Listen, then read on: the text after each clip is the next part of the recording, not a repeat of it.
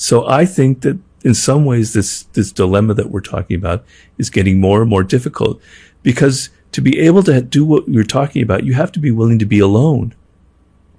You have to be willing to close the door in your room, write down and say, this is what's going on. This is what happened. This is what I did. This is what they did.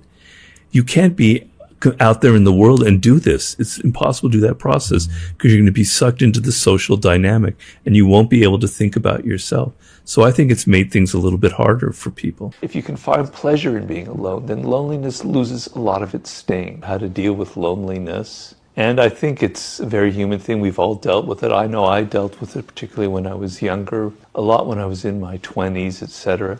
I remember once I was in Rome 20 years ago or so. I was entering a restaurant to eat, and I was by myself in a crowded restaurant. And the waiter asked me if I was alone, and I said yes, kind of shamefully. Yeah, I'm alone. And he said in Italian, meglio solo che mal accompagnato. And that expression has stuck with me for many, many years. It was better to be alone than to be accompanied with someone bad or to have bad company. So the idea is that you have to kind of sometimes like to be with yourself. And sometimes being with other people can be a drag, can be painful. There can be people that can inflict a lot of pain on you. And so sometimes the grass is always greener. And I would often think about, not to say that it doesn't hurt to be alone, because we're a social animal, but maybe it's better that I don't have to be around all of these annoying people. And I can fill my time with other things. So reading books, watching movies, etc., I'm not alone because I'm with other people. I'm with other spirits. Of course, I'm not saying this is the perfect answer, but you have to be able to like to be alone is a very important skill in life, because you're inevitably going to be facing such moments. And so you have to be able to like your own thoughts, to be interested in your own ideas, to be reading books, to be doing things that excite you. And if you're excited in your spirit, then you're not really alone. When I'm reading a great book, I don't feel so alone. Yes, I would like to share it with somebody else, but these are ways to kind of alleviate that. The other thing is to understand that you think that you're the only person like that. Everybody goes through that feeling. We're living in a culture now where loneliness is like an epidemic, and the books are being written about it. People are bowling by themselves. There's a whole book written about that. It's a culture where we're not as social as we used to be. We're so much more virtual. So you're not alone in that. So you're not alone in your loneliness. It's very human. Other people are experiencing that. And be aware of it. How do you overcome it? You have to become more social. You have to put yourself out in this world and not be so virtual. Loneliness and being alone has a momentum to it. And I know it, I've experienced it myself. Because being a writer, you're alone. Believe me, I'm alone a lot. When you're alone a lot, you get more and more afraid, you get more and more timid. Encountering people becomes difficult, painful, it's like a skill that you lost. It's a feel that you've lost, and it's harder to get back. And you don't think of it that way. You think of, I don't want to go to that party. You've got to force yourself in the opposite direction. You've got to build that opposite momentum.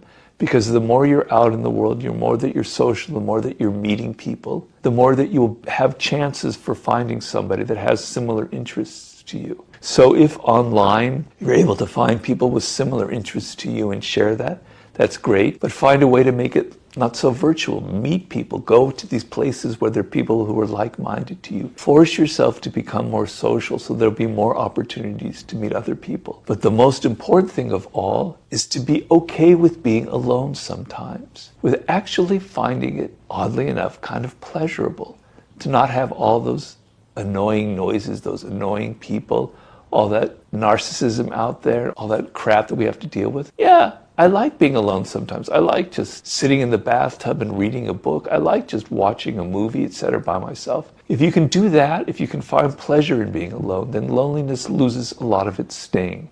And then the other thing is to force yourself to develop that social muscle that we all have. It's not a bad thing necessarily to be lonely. Part of the problem of loneliness is it's got this taboo against it, this bad name. Like it's terrible to be lonely, terrible to be alone, right? And so you feel shamed for the fact that you're lonely. But actually, it's extremely important in life to be alone sometimes and to be able to be on your own and to think about yourself and to kind of come to terms with who you are and to embrace what makes you different. And you can't do that if you feel ashamed about being lonely or if you can't ever be alone. So knowing how to be alone is very important.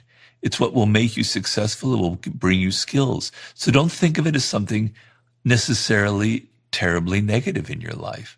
But the other thing is you have to force yourself. You force yourself to go to the gym to develop muscles and become stronger. You have to force yourself to interact with people and get out of your phone and have real experiences instead of virtual experiences. And if you do that 10 times a month, just like going to the gym 10 times a month, your social skills will get better and better. Your social muscle will get better and better, and you'll feel better about interacting with people. On that point, I remember law, I think it was law 18. I'm just having a look at isolation. Yeah. Do not build fortresses to protect yourself. Isolation is dangerous. Yeah. Solitude is not a defense because it cuts you off from valuable information, allies, and opportunities.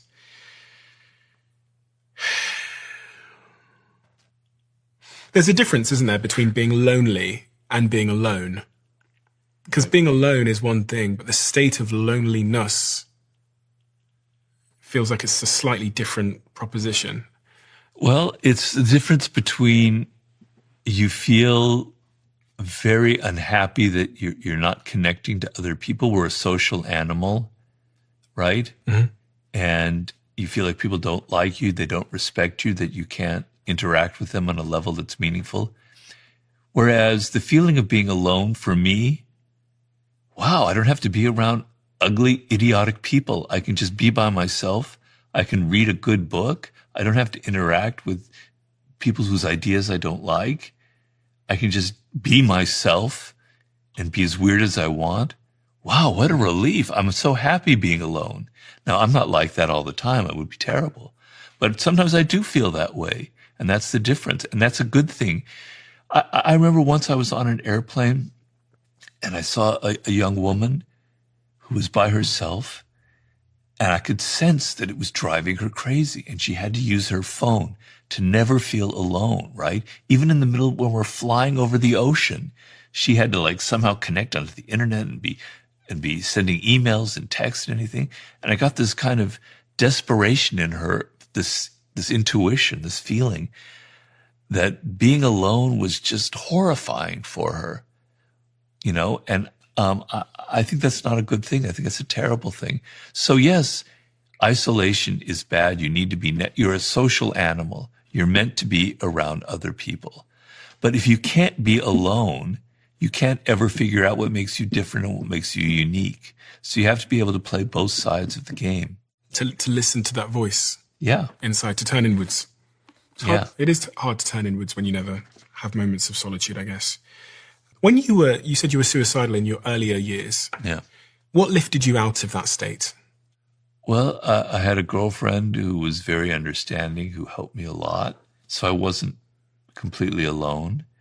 And then a little tiny voice inside of me was saying, you have interesting thoughts.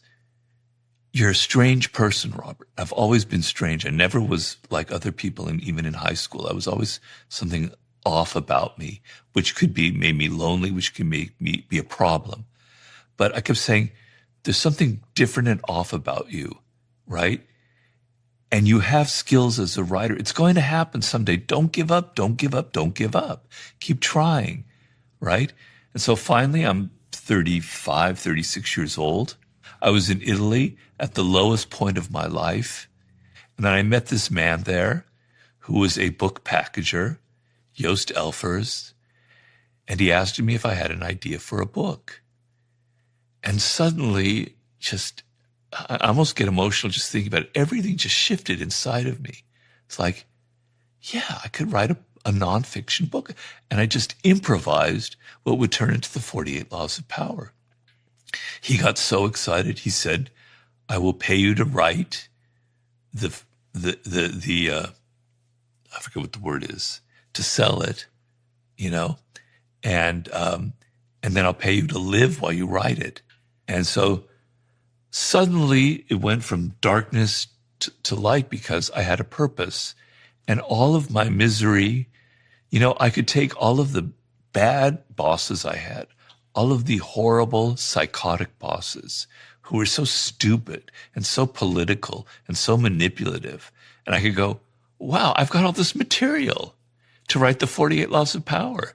All my worst experiences can go into this book. It all has purpose for it. I'm not saying that's going to happen to everybody, but I was literally at that moment before it happened, pretty much near rock bottom.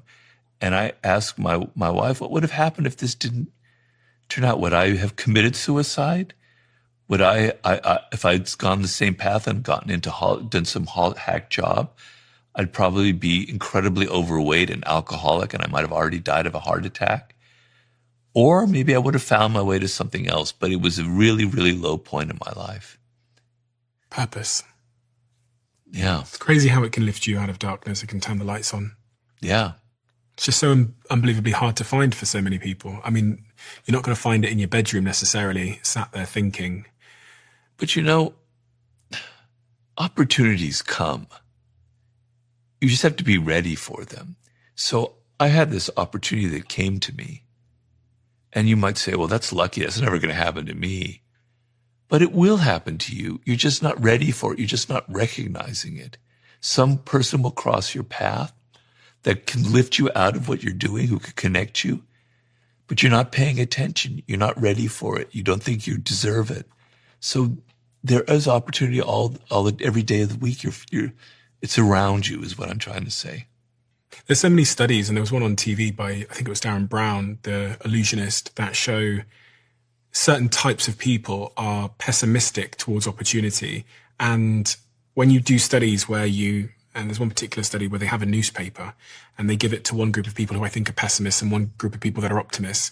And the researchers say, when you find the £100 voucher or $100 voucher, just come back to us. And what happens is they scroll through the newspaper and the pessimists never find it. But on the first page of the newspaper, it says, stop, go to the researchers now, you've won $100. The optimists find it. Well. And Darren Brown did a similar thing, the illusionist, in the street, where he put, I think it was like a £50 or $100 note in the middle of the street as they were walking down the street. And the optimists find it, they see it. But the pessimists just walk right past it. Yeah. I think it was a winning scratch card potentially. And that really opened my mind to like my state, my mental state, my psychology is determining whether I see these opportunities or totally miss them. And then it's almost this downward spiral, because then I'll think, God, I'm such an unlucky person. Right. Without realizing that I'm playing a really important role in creating my own fortune or misfortune. Right. Yeah, I have a chapter in Laws of Human Nature about the nature of your attitude creates your circumstances, which is sort of the same thing you're saying, which is there are two kinds of attitudes that I talk about. One is an attitude that's closing, that's constrictive, that's narrow, and there's one that's expansive and open. You could call that pessimistic and optimistic. But the closed attitude is you're only seeing life through this narrow little spectrum where everything is bad. People don't like you. There's hostility all around you. And what that means is you're not seeing reality. You're creating reality. You're creating that reality. You're seeing it, and that's what happens to you. The expansive attitude is life is amazing. All these incredible things are possible. I have hope. Any moment there could be an opportunity. And that's not reality either. But you're going to create that reality by feeling that way and seizing an opportunity, the smallest crumb of an opportunity. You're going to create those good circumstances. So by your attitude, you create the bad things that happen to you in life. One of the sort of adjacent points here about purposelessness, about loneliness, about the struggles and plights of young men in the world that they face and young women is the conversation around pornography. If you go on many of the social media apps these days, you will be exposed to pretty explicit pornography, whether you were searching for it or not. There's certain apps in particular where even if I'm scrolling on my feed, certain things will pop up and I go, Jesus Christ, like, I'm at work here. And I was thinking about this more broadly because the studies show that I think it's like 80% of men and about 40% of women in the United States use pornography. And I wondered if you had a view on how it robs us of the hard work it takes to form romantic relationships. Yeah. And if the act of consuming pornography is robbing us of the desire for the real thing. Well, it's an addiction, and you have to understand that you are being manipulated, that you are being programmed, that these people have figured out exactly the kinds of things, the kinds of images that are going to hook you, and you're being played. You're a fool. They're playing with you, just like Mark Zuckerberg and Facebook knows all the algorithms to hook you to the news feed. You're being played by the images they know how to create and keep you always wanting more. Just like fast food has all these tricks to constantly be eating their Doritos or whatever it is. Okay. But the other thing is, so I'm not going to preach and moralize about pornography from a prudish aspect of it, because I'm not a prude. But I have a chapter in the book that I'm writing on the sublime, on what I call love sublime, and the act of loving not God, not the universe, but another human being, an individual, man or woman, gay or straight or whatever it is, and how sublime that is. And what it is in that relationship, the boundaries between the two of you are allowed to melt, and your ego can soften, and you can feel their world and they can feel your world, and you have a connection that for a social animal is the highest form of connection. It's superior to a religious connection. I'm sorry. And what it requires is we have the expression falling in love, and it literally is falling. It's like you fall. You're open and you're vulnerable and you're letting yourself fall. And when you're not, what stops you from doing that is you don't want to be hurt. You don't want to be vulnerable, right? Because if you open yourself to someone else, you're likely to get hurt. And so the moment there's a disagreement between you, or there's a moment where a friend says something nasty about this person you're interested in, you stop falling, you cut it off, and that romantic thing ends and dies. But if you get past that and you allow yourself to open up completely and you just keep falling, this incredible thing can happen. And I describe it to you, and I describe it, the dynamics of that and examples of that, and why for a social animal it's like the ultimate experience. And so pornography is completely robbing you of that, because love of another human being is a sense of enchantment, right? There's like this spark that's happening, this electricity, and it's obviously sex is involved, so it's a very physical relationship as well, but it goes beyond that. It also has a kind of spiritual component, right? But it's a sense of enchantment where the world becomes alive to you. Everything is beautiful in the world in those moments, right? Mm-hmm. And pornography is disenchanting you from everything. It's making it all mechanical and ugly, and it has no romance to it. It has no dimension to it. It's almost as if the two humans involved in it, or however, are like machine parts, right? They're not human anymore. And there's no emotion involved. There's no kind of spiritual connection. It's depressing. It's really, really depressing. When I see it, I feel really sorry that I experienced this, and I feel really sorry for the people who are in that industry. I find it really, really ugly and alienating. Now, I'm not, as I said, a prude, and I could watch a great movie with a love scene in it, and it's very exciting and beautiful. But the seduction element, the element of, I saw a movie recently, a Japanese movie by the great director Ozu from the 50s. And there was a man who was married, and he was about to have an affair with this woman who was kind of seducing him. And they had this kiss. I thought, wow. I was getting, I hate to use the word turned on, but I was getting really excited. It was so full of emotion and energy, and it made the sexual element so much more powerful by the element of romance, by the element of something kind of transgressive. There was no nude bodies. There was no sex you ever get to see. But the lead up to it and the nature of the emotions involved made it, to me, deeply, deeply exciting.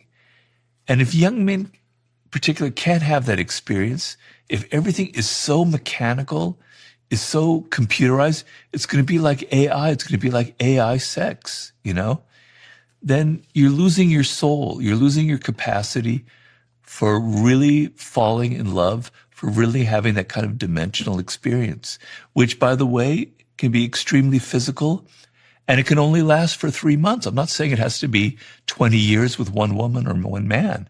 It can be for 3 months, but it enriches you. It makes you more human. I've invested more than £1 million into this company, Perfect TED, and they're also a sponsor of this podcast. I switched over to using matcha as my dominant energy source, and that's where Perfect TED comes in. They have the matcha powders, they have the matcha drinks, they have the pods, and all of this keeps me focused throughout a very, very long recording day, no matter what's going on. And their team is obsessed with quality, which is why they source their ceremonial grade matcha from Japan. So when people say to me that they don't like the taste of matcha, I'm guessing that they haven't tried Perfect TED. Unlike low quality matcha that has a bitter, grassy taste, Perfect TED is smooth and naturally sweet. And without knowing it, you're probably a Perfect TED customer already if you're getting your matcha at places like Blank Street or Joe in the Juice. But now you can make it yourself at home. So give it a try and we'll see if you still don't like matcha. So here's what I'm going to do. I'm going to give you 40% off our matcha if you try it today. Head to perfectted.com and use code Steven40. Or if you're in a supermarket, you can get it at Tesco's or Holland and Barrett, or in the Netherlands at Albert Heijn. And those of you in the US, you can get it on Amazon.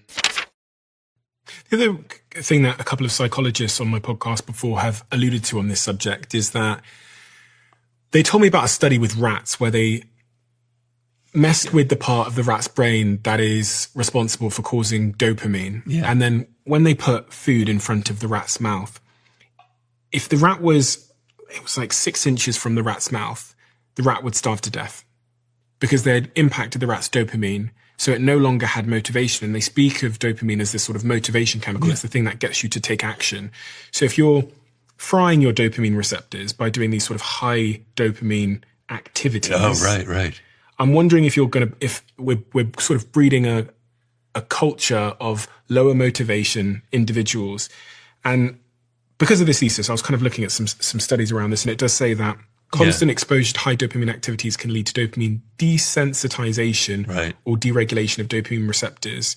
And then this can lead to a significant reduction in your motivation.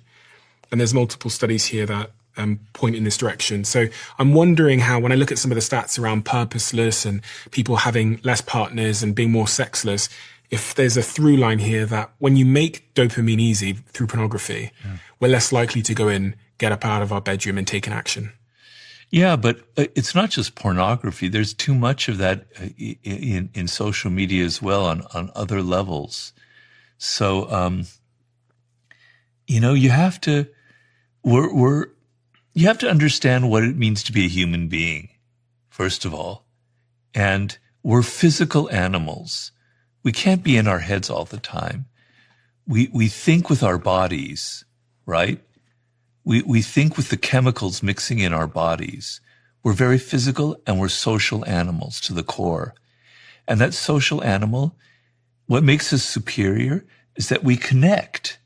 I can kind of look at you and I can maybe understand what you're feeling, what you're thinking, and we can have a discussion and our ideas can go back and forth and connect and go to higher levels of understanding or lower levels of disagreement.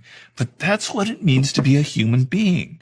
You're not this fucking AI machine. You're not a bot. You're not an algorithm. You're not a little piece of data that Mark Zuckerberg can mix with. You're a human being with a body, with physical problems, with hormones, with emotions that are coursing through you. And you have to become a physical creature, which means doing things in the world, taking action, working, building a business, doing things with your hands, exercise, meeting people. Be inside of your bodies. And when you're in pornography, you're disembodied. You're not in your body. You might be wanking off, as far as I know, probably are, but you're not really inside of your body in any meaningful way. And so it's like my hope, if there's any hope, is that, and there's seeds of it in the world now, where young people are going to start getting disgusted with this because the human spirit is still very powerful. And it's still like, I don't want to be like this. It doesn't feel natural. It doesn't feel right. And at some point, my hope is in 20, 30 years, after I'm probably dead, there'll be a movement where people are going to be so against this that they're going to go in the opposite direction. They're going to be returning to what it means to be a human being. There'll be a rekindling of interest in our past, in the primitive past, in the pagan past, things I'm writing about in my book right now. And I see things like that sometimes, like in the New York Times, they had an article a few weeks ago about a group of young people in college who hate social media and absolutely refuse it and will not, it's like almost like a fraternity or a sorority. They will not allow anybody into their group who ever looks at their phone. And I go, yay, right on, brother. I could have, if I'm in college right now, I would join that. Not that I think everything is evil. I have my own phone, etc. But if I were young, that sense of, this is a nasty world. I want to return to what it means to be a human being. I want to spark a movement, a revolution that goes back to that. I hope that that's going to happen. I hope that's in the cards. What is it about human nature that we just don't want to admit? Well, first of all, we don't want to admit where we came from, our primitive roots, that we are animals, that before we invented language, we were living like any other animal in the outdoors, right? And I remember one day I was in Sydney, Australia, about 10, 12 years ago, and they had this amazing zoo. I hate zoos because I'm an animal lover and I think zoos are like prisons. But I wanted to see the strange exotic animals there. And they had this amazing chimpanzee compound, right? Where the chimpanzees could kind of roam around freely. And I was fascinated, and I sat there for like 2 hours because it was like watching an office in Manhattan or something, where there was the alpha male and all the other males were kind of following behind him, like the CEO of a company. And I was looking at around and I noticed all the people were like giggling and they were so embarrassed and they couldn't, they were laughing. That was their reaction. Because it made them so uncomfortable to see this animal that's so much like a human being, but is also still an animal. They were just so uncomfortable by it. It made me realize that we're very, very uncomfortable with that aspect of ourselves, right? The part that we can't really control so much, that isn't logical, that isn't rational, that isn't clean, doesn't, all these civilized things. So we're in deep denial of our animal roots. But we're also in denial of our own nature. So we want to imagine ourselves to be these kind of saintly, moral, rational creatures, always thinking about what's good for other people, and it's just a fairy tale. That's not the world as it is. It's the world more like I described in the 48 Laws of Power, where people are manipulative, where people are playing games. Not everyone. But everyone has a manipulative side. Everyone has a dark side. We actually are deeply irrational creatures. We don't want to admit it. We don't want to admit the parts of ourself that reflect this kind of animal nature, our irrationality, our aggression, the envy that we feel towards other people. It's always other people who are like that.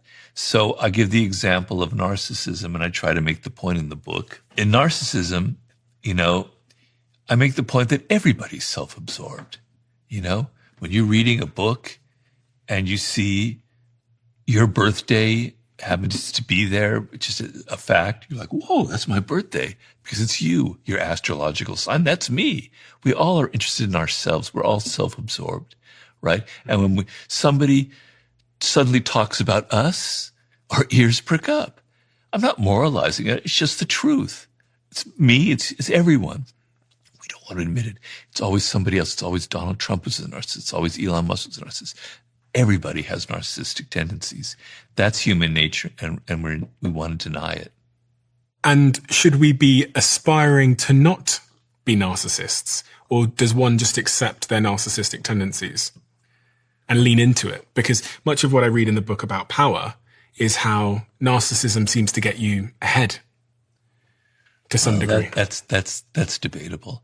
But I mean, look at some of the people that, we've been talking about that have reached the very top of the professional pyramid in life, the presidents and such. They've got narcissistic traits, and it seems sure. And some of them are kind of what I call deep narcissists who are very problematic, and some of them are healthy narcissists. So a lot of artists are what I would call a healthy narcissist. So a lot of artists aren't necessarily the best people, right? They're not often, you wouldn't maybe want to be their friend. They're maybe not the most faithful person as far as a partner is concerned. But they put all of that narcissistic energy into their work, and they create beautiful things that contribute to humanity. Steve Jobs was not a very nice person, right? He was very aggressive. He was very assertive, and he was a control freak. But look what he created, okay? That's healthy narcissism. What's the first thing they tell you in AA? I've not been in AA, but I know it. It's admitting that you're an alcoholic. Okay. If you can't admit you're an alcoholic, how are you ever going to stop being an alcoholic? You first have to admit it. So if you want to stop being a narcissist, you have to get on your hands and knees and admit that you are a narcissist. Because if you deny it and you say everybody else is, if you can't look inward, how can you ever change that? And even the most saintly person on this planet, the Mahatma Gandhis, the Martin Luther Kings, they had definite, strong narcissistic tendencies. There are no saints in this world. Everybody have these tendencies. So get off your high horse, look inward, and see those traits that are narcissistic within you. What if I'm dealing with a narcissist? Well, who isn't? In this world today, you're always dealing with a narcissist. What do I do about that? Because I was thinking about some of the laws in your book where you say things like don't outshine the master. Yeah. If I'm dealing with a narcissist, should I hide my strengths and my weaknesses in order to sort of pander to them and not outshine them? Yes, but as part of law number one is, this is the great thing about being a human being. You can do two things at once. You can be consciously playing the game of, I'm not going to outshine him because he or she's going to fire me because I'm going to make them feel insecure. But at the same time, in my head, I'm going, that person isn't better than me. They don't deserve their position. They're actually kind of incompetent and stupid. And someday, by being loyal and learning from them, I'm going to rise up, and I'm being smart because I'm a social animal. And then at that point, I can just say, get away from me. I don't need you anymore. I'm better than you. You can outshine them, but you play the game. But the worst thing is if you internalize it and go, I actually am inferior. I'm not going to outshine because I'm not a good person. I don't deserve it. And then you've internalized this sense of inferiority, and it's going to haunt you the rest of your life. So you can play both sides of the game at the same time. You talk about acting in life to get ahead. Do we have to be actors, in your view? Well, this is where I start getting a little bit cranky, Stephen, because everybody's an actor, right? Nobody admits it, though. When you're 3 years old, you're already acting, right? You're crying because you're trying to get your parents' attention. You're making trouble with your siblings because you're trying to get something that you want. You're learning to be manipulative. Children are very manipulative. Children are consummate actors. They learn that they can get what they want by behaving a certain way. If I'm an angel, mommy will give me this, that, and the other thing, even though I know I'm not an angel. We are a social animal, and we have words, and we have language. And with words and language, we can say one thing and be another. We can lie. We can deceive. We can tell people, I loved your screenplay. You were fantastic in the movie. Man, you're looking so great today. We don't mean any of it. But we can do that because we have words, and we can lie about that. We are all actors. If everyone went around saying exactly what they felt about the other person, no one would ever get along. We would have killed ourselves off by now. You're always telling the boss the things that they want to hear. You're always telling your partner. You're always kind of hedging exactly what you feel. You're an actor. I don't understand what's so complicated about that. I don't understand why people can't see that they're every day of their life. And in another instance, you're never the same with two different people. The way you are in front of your father as you are in front of your son or in front of a colleague, you're a completely different person. Your jokes are different. Your body language is different. You're an actor. Okay? Some people are good at it. Some people aren't, but you're an actor. Well, I think at the root of this is there's something ugly about being manipulation, lying, acting. So no one would want to volunteer that they are doing that. But from what I'm inferring from what you said is that in order to get ahead in life, you're going to need to lie a little bit, manipulate, and act. Well, you are. It's not like you need to be. You are doing that. Even though you may not admit it, you are doing that. You see, the thing is, it's getting back to that scene at the Sydney Zoo where people are deeply uncomfortable with these aspects of their own character and their own personality. And I don't want you to go around thinking, God, it's great to be manipulative. It's great to just screw people over and get what I want and not care about them. No. But it's better to admit that you are capable of manipulation, that you do it often unconsciously and often in a passive-aggressive manner. It's better to admit it, and it's better to be able to play the game when you have to, like always say less than necessary. It's going to save you a lot of pain. You don't have to go around all your life practicing these things. I don't think you want to. What was that law? Always say less than necessary. Law number 4. Can you explain that one to me? In looking at powerful people, the person who talks less always gives off a greater aura of power than the people that are yabbering all the time, that are talking, that can't control their tongue. And the idea is, if you can't control your mouth, if you just keep talking and talking, it gives an aura to other people that you can't control anything else. You have no self-control. And that is very unpowerful aura. And obviously, the more you talk, the more you are prone to say something kind of stupid and irrational that you're going to regret. And so powerful people know to command an audience. They sit there, they let other people talk and argue, and then occasionally they utter something that's maybe a little bit ambiguous. And everyone goes, whoa, that's very interesting. Robert said that. What does that mean? You look powerful, right? You give off an air of mystery. You give off an air of control. And so a lot of people have a hard time with it because they think, wow, shouldn't I just be able to say whatever I want and just talk? Well, no, you don't. Not in the social world, not in the work world. It's going to get you in trouble. Learn to control what you talk and learn that there are moments that saying less is actually much more powerful than just yammering on and on. I was, through my years of business, running businesses and stuff, I came up with this idea, which I've shared with a few people, called your contribution score. And much like we have a credit score, where if we're reckless with our finances, our credit score gets lowered.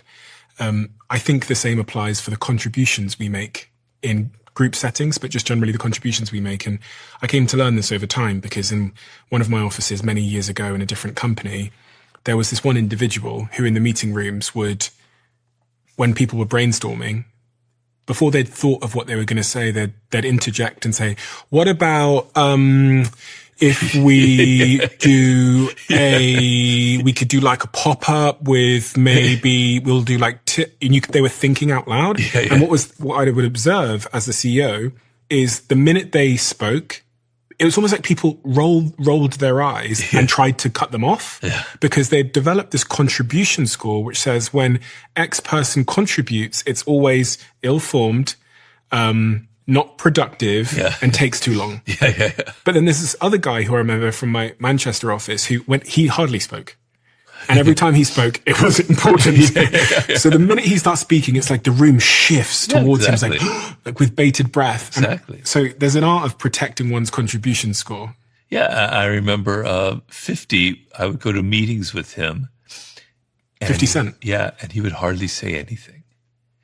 And people would be trembling. My God, he's not talking. He's not saying he's interested in my ideas. He'd just sit there with this kind of wry smile on his face. And then when he'd say something, they would let out a breath. He's saying something. It'd be very short and curt, but he completely commanded the room because he just sat there as if he wasn't really happy with what people were doing, and it made them compete to make him happy. Interesting. Really interesting. He's a master of the 48 laws of power. The other law that I was thinking a lot about if we're jumping back to the laws of power, is let others do the work, but take the credit. Your face when I said that. Well, you know, some of the 48 laws is irony, and, you know, people have to be able to understand and read what's ironic. So, like I have a chapter in there, play on people's need to believe to create a cult-like following. And I'm not really saying go out and create a cult. I'm showing you why you might be in a cult right now, because this is how cults operate. Okay, so when I worked in Hollywood, I worked at one point for a film director.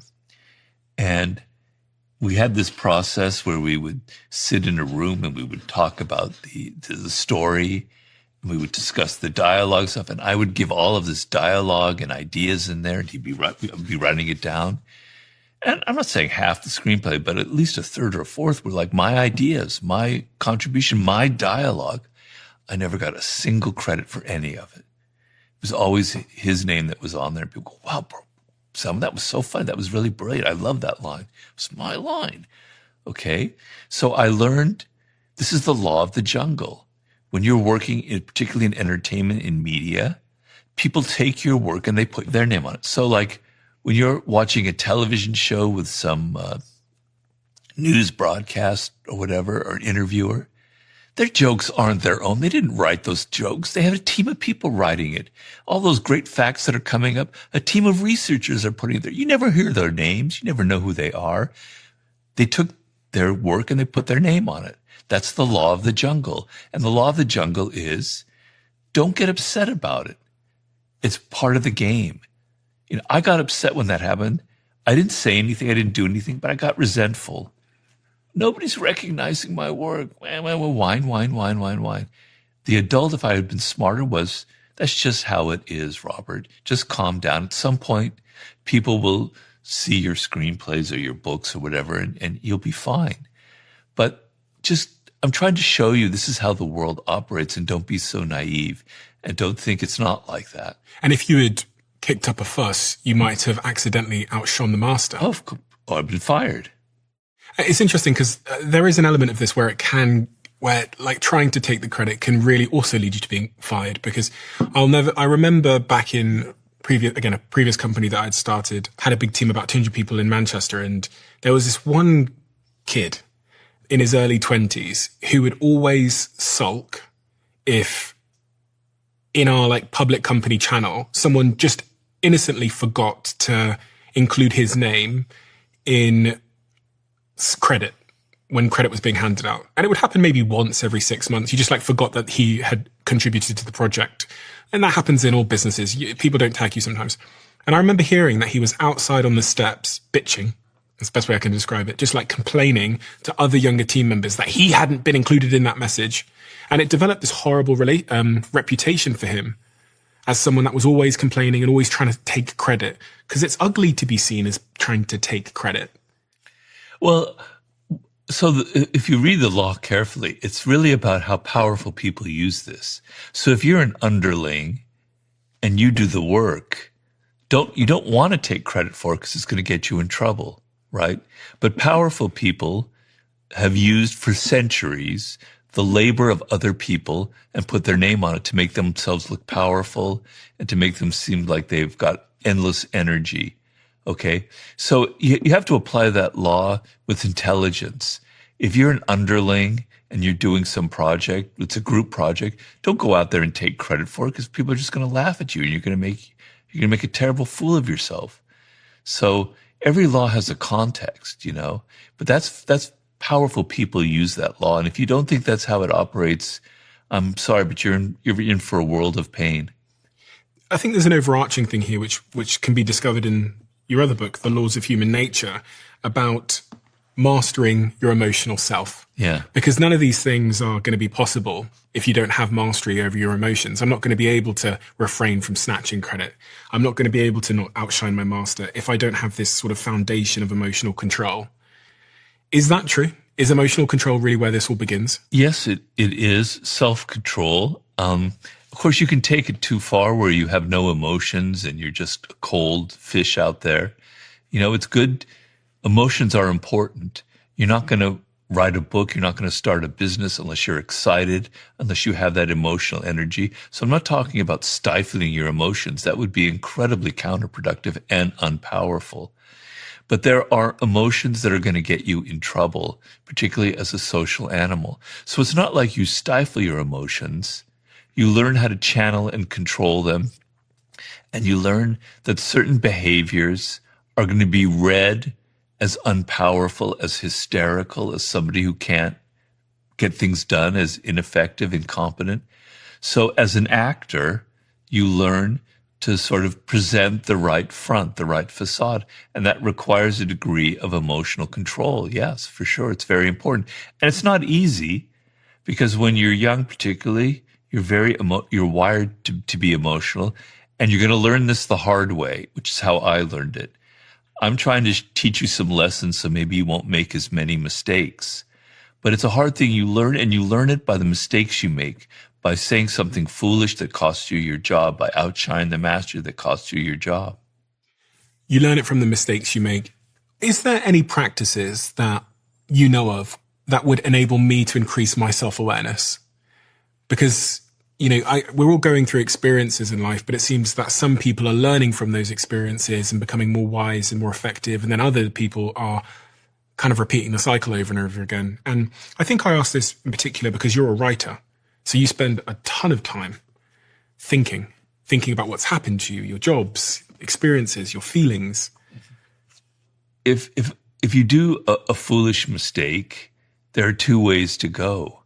And the common route is, that asshole, they screwed me over. It's their fault, you know, right? Or I made that mistake, but you know, if circumstances had been better, if I had more money, if this person supported me, it would have gone well. That's what we naturally do. And that's the kind of person that never learns from life. So your first instinct must always be, and not your first instinct, I correct myself, your second instinct, because your first instinct is always going to be that. There's a great book, I can't remember what the writer's name was, Mistakes Were Made, But Not By Me. I recommend that book highly. It came out about 10 years ago. I think it's Elliot Aronson. Oh, yeah, I know him. Very good book. Anyway, your first instinct always will be, it was a mistake, but it wasn't mine. I'm not to blame. All right? Everybody does it. I do it. Your second instinct is to step back and go, whoa, wait a minute. That's not right. I'm fooling myself. Actually, I played a role in that, in what happened there. And what is that role that I played? What could I have done differently? Maybe it's very subtle. Maybe it was something in my body language that turned people off, that made them not like me. Or maybe it was something I said or I did that could have changed the circumstances. What is it that I did? Then you can learn from the experience. And if only 10% of it is your responsibility, at least see it as 30% so that you can learn from it and exaggerate your role in the mistake, because then you can learn from it. You can understand that you can correct these mistakes, right? So initially you're going to always blame the other person. Then you're going to step back and you're going to go through this little dance. You're going to go, no, I think I've definitely played a part in what went wrong here. Things go wrong and we leap to blame. And once we leap to blame, we often leap to revenge. Yeah. We want to take revenge. We want to right the wrong that's happened to us. We want to correct the injustice. And you talk about this as part of human nature, but also give us some advice. I think it was actually in the Law of Power book about, I think it was Law 36. When we feel like we've been wronged, Robert, when we feel like there's been an injustice, what is the best course of action? It depends on the wrong and in the injustice. So let me give you an example. Yeah. Someone at work said, I heard they said something to my boss and it's cost me my promotion, and they're talking about me behind my back, and it's annoying me. Well, there are several avenues that you can go. Everything depends on circumstances. So if you're going to be a strategist in life, which is what I recommend, you have to look at the particular parameters and not just go, there's one answer. There's several possibilities here. So number one, maybe you're in an awful job with awful office politics. I have a thing that I get talked about in one of my recent talks.